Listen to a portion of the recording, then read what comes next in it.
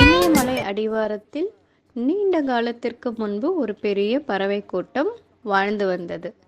பறவைகளின் ராஜா மற்ற பறவைகளிடம், தானியத்தை தேடிச் செல்லுங்கள், நீங்கள் ஏதேனும் கண்டால் தெரியப்படுத்துங்கள், நாம் அதை பகிர்ந்து கொள்வோம்.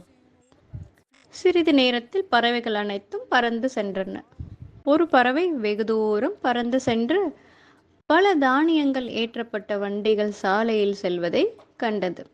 வண்டிகள் சென்றபோது தானியங்கள் சாலையில் விழுந்தன.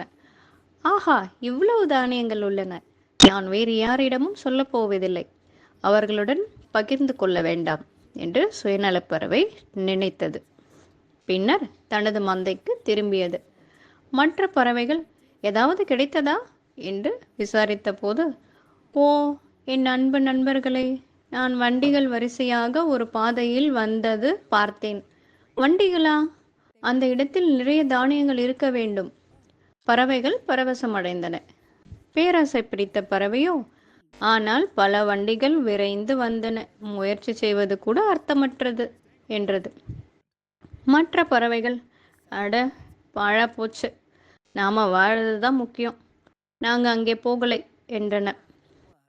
தன் எண்ணம் நிறைவேறிய பறவை மகிழ்ச்சியில் தினமும் சாலையில் பறந்து வந்து நிரம்ப சாப்பிடுவார்.